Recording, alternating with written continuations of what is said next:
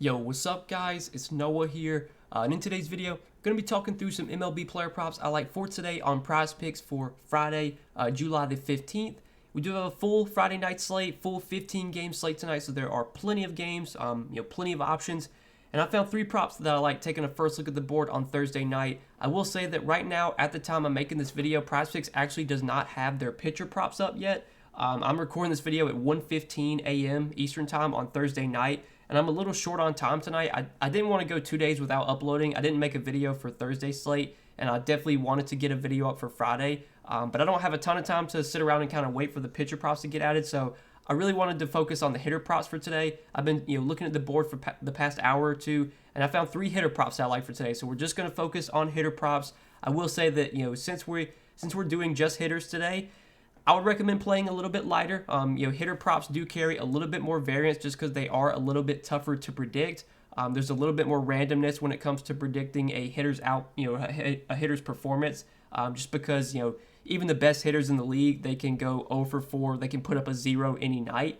But I still found three props I liked. I feel pretty good about these spots that we'll talk about in a second. But before we talk about our plays for Friday night slate, we can recap on Wednesday, which was the last day that we made a video. And on Wednesday, it was a really annoying day. We went 1-2 on Wednesday, 1-2 on the three plays that we gave out. We did hit the over on JT Brubaker's strikeouts. Needed 5 strikeouts from Brubaker, and that one was not a sweat at all. Brubaker actually got 5 strikeouts through just 2 innings. He pitched a great game, had 9 Ks total.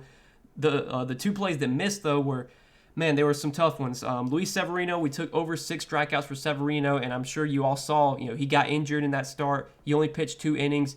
His velocity was down. He gave up 3 home runs back to back to back, and then the training staff came out there after he gave up those home runs, and I think he got pulled the next inning after that. And I'm pretty sure now he's on the IL. So Severino was pitching hurt on Wednesday.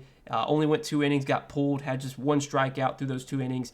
And I don't regret that play at all. I love that matchup against the Reds. I thought it was a great strikeout spot for Severino. I thought that line at 6 was just way too low. And obviously I didn't expect Severino to be pitching hurt, but that's just the thing, the randomness that comes with gambling.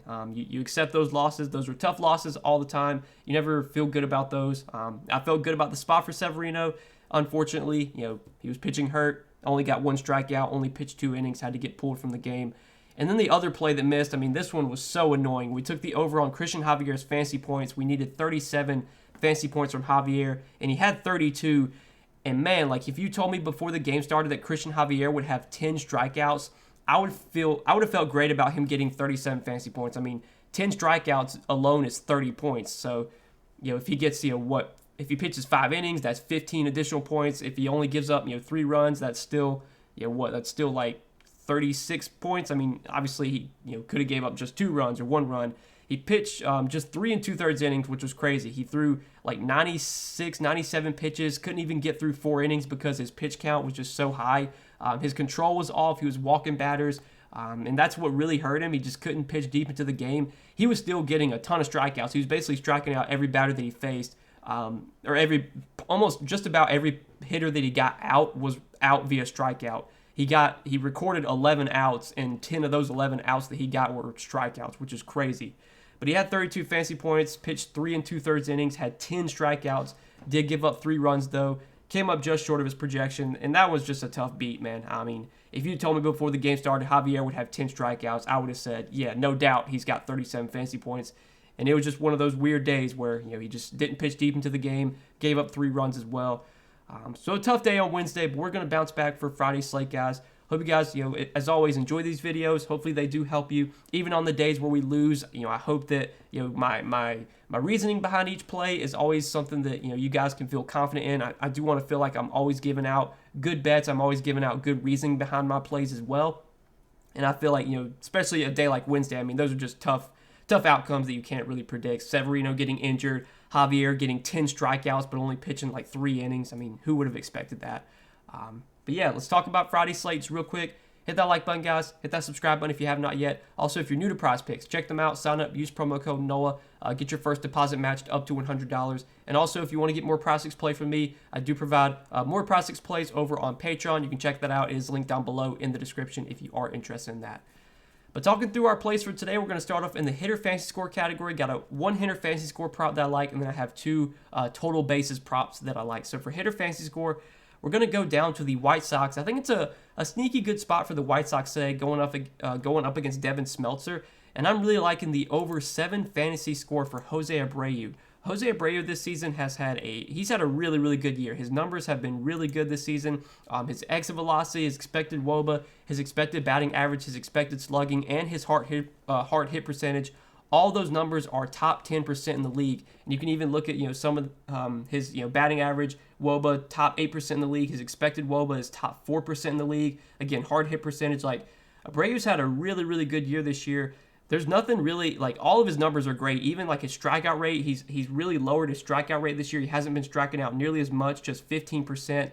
And he's been great against left-handed pitching. And obviously, Devin Smeltzer for the Twins, he's a left-handed pitcher. You can look at Abreu's numbers this year versus lefties. 283 ISO, which leads the team. 403 WOBA as well. Has a 36% fly ball rate, which is a little bit lower than I expected, but 47.7% hard hit rate. So he's barreling up the ball against lefties. And Devin Smeltzer, he's a very low strikeout left-handed pitcher. Only has a 15% K rate this year. Versus righties, he's allowing a 312 WOBA, a 217 ISO. Again, just a 14.9% K rate, a 44.4% fly ball rate as well. So he's giving up a lot of fly balls, which when you're giving up fly balls, against guys like Tim Anderson, Luis Robert, Jose Abreu, especially when you're not getting strikeouts either, you're going to run into some trouble. And I think this is definitely a spot where we could see Devin Smeltzer give up some runs. If he's not going to be able to strike these guys out, he's just going to get in trouble because a lot of these White Sox hitters, especially the guys at the top of that lineup, have a lot of power, and if you let them put the ball in play, they can do some damage. So I feel like it's a really good spot for the White Sox here, going up against a lefty that doesn't really get many strikeouts. I think Tim Anderson, Luis Robert, Jose Abreu are kind of, all three of those guys are in really good spots. And I especially like Abreu's fantasy score. I think 7 is just way too low. I mean, they have Robert at 8.5. They have Anderson at 8. I feel like Abreu should be at 8 or 8.5. I mean, he should be up there with those guys. He's had just as good of a season as those guys have, if not better. He's been great this year. His numbers have been great, and he's always been really good against left-handed pitching, and that really hasn't changed this season. So I think it's a good spot for Abreu. Should be batting, probably clean up, so he's going to have plenty of RBI opportunities. Obviously, he can get points that way. He could get walked. He could, double, singles. There's a lot of ways for him to go over 7 fantasy points. So I like that as our first play for today, over 7 fantasy score for Jose Abreu. And our next two plays, again, both total bases props, going back to the White Sox, and I like this one quite a bit, over 1.5 total bases for Luis Robert. So I think, if you want to go to Luis Robert's fantasy score, you could take that. Luis Robert is a guy that can steal bases, so, I could definitely see a scenario where maybe he gets, 9 fantasy points, goes over his fantasy score, and doesn't go over total bases because he could, he could hit a single, he could steal second, he could score a run and score, 10 fantasy points that way and maybe not go over bases. But I think more times than not, if Luis Robert gets 9 fantasy points, he's probably getting 2 total bases as well. 2 singles, a double. He could obviously hit a home run too. But it's kind of the same scenario with Luis Robert as it is with Abreu. Robert's been amazing this year versus left-handed pitching. So far this year, he's got a 183 ISO, 410 WOBA versus lefties, and he's another guy that just puts the ball, or when he does put the ball in play, he's making a lot of hard contact, has a hard hit rate almost at 40% this year. And as we talked about, Devin Smeltzer, just not a guy that's going to get strikeouts. He's going to let you put the ball in play. And I think when you're letting these guys put the ball in play, you're going to run into some damage. I think it's definitely a tough spot for Devin Smeltzer. I could see him giving up some home runs here. I don't expect him to pitch too deep into the game either. I think he could run into some trouble early with his White Sox lineup. I was very surprised to see the White Sox implied run total at just 4.3. I thought that was way too low. I thought it'd at least be 5, if not over 5. Smeltzer has he's kind of run hot this year. I think he's definitely due for some negative regression. I think he's bound to get blown up, especially when you only have a 15% K rate in the majors. It's just hard to have a lot of success when you can't strike batters out, and we kind of see that with a lot of pitchers around the league.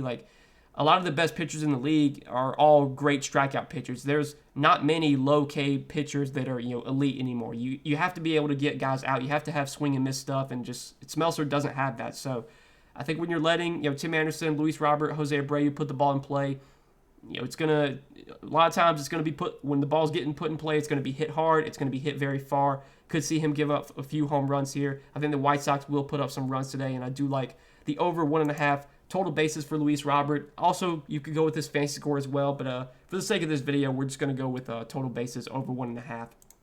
And then our final play, going to be another total bases prop going to CJ Cron, and I'm liking his over total bases 1.5 in a good spot, at home in Coors. CJ Cron has been playing really well this year, especially at home. So far this season with the Rockies, his home splits are amazing. He's been, like I said, way better at home. To no surprise, Coors Field is the most hitter-friendly ballpark in the league. So when you get to play, half your games in Coors Field, your numbers are going to be pretty good. So far this year at home, 350 batting average for CJ Cron compared to 229 on the road. His on-base percentage is at 392. It's almost 100 points higher at home versus on the road. 672 slugging compared to 399 away. His OPS is over 1,000. 322 ISO, 398 BABIP. He's got a 445 WOBA as well. So clearly CJ Cron's numbers are way better, in Coors Field, which honestly, again, is not surprising. Even versus lefties, one thing that did surprise me when I was looking at his splits this year, CJ Cron has actually been worse versus lefties this year than righties, which is something that normally hasn't been the case. If you look at his career numbers, throughout his career, he's historically been slightly better versus left-handed pitching than right-handed pitching. But so far this season, it's been the opposite. He's been better against right-handed pitching than left-handed pitching. But going up against a lefty today, going up against Jose Quintana, I think this is still a really good spot for the Rockies. I mean, anytime the Rockies are at home versus a lefty, it's usually a spot where you would expect them to score some runs. The Rockies have been amazing this year against lefties. They've been one of the top teams in the league in terms of batting average, on-base percentage, ISO, and especially when they're playing in Coors. It's a tough spot for a guy like Quintana going into Coors Field, having to face some of these guys like Jose Iglesias, who doesn't strike out, Connor Joe, who doesn't strike out, Chris Bryant doesn't strike out, has a ton of power. CJ Cron, he does have a very high K rate, which I guess is the one negative. He does strike out quite a bit, but he's still got great numbers. 222 ISO versus lefty this year, 317 WOBA. Brendan Rodgers, low K rate like this.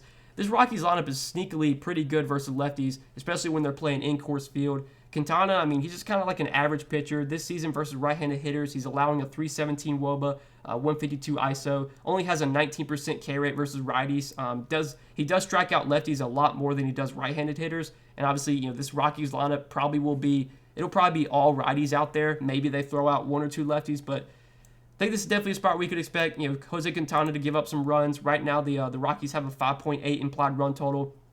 I think Chris Bryant's in a good spot against a lefty. I think CJ Cron's in a good spot against a lefty, and I like his over 1.5 total bases.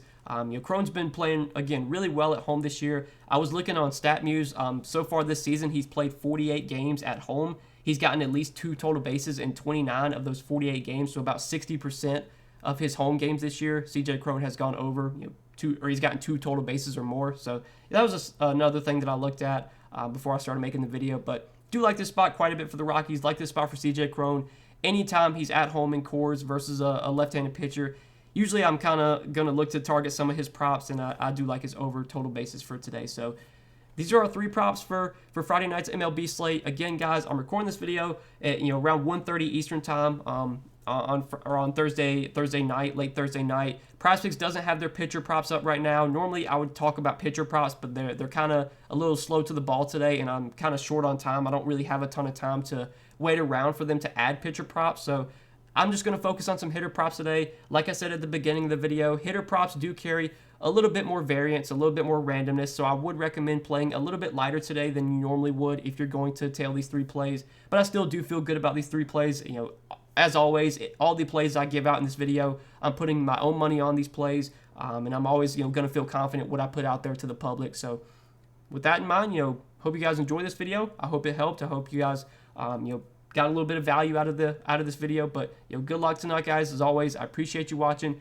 Hit that like button before you do get out of here. Hit that subscribe button if you have not yet. Also, make sure to check out Prizepicks. Sign up for Prizepicks. Use promo code NOAH. When you do, Prizepicks will match your first deposit up to $100 when you do sign up with my promo code. And another thing, if you want to get more Prizepicks plays from me, as I mentioned at the beginning of the video, you can sign up for the Patreon. If that's something that does interest you, check out the Patreon link down below in the description to get more Prizepicks plays from me. But that's all that I got for tonight, guys. Good luck on this Friday night slate. Enjoy your Friday night, and we will see you in the next video. Peace.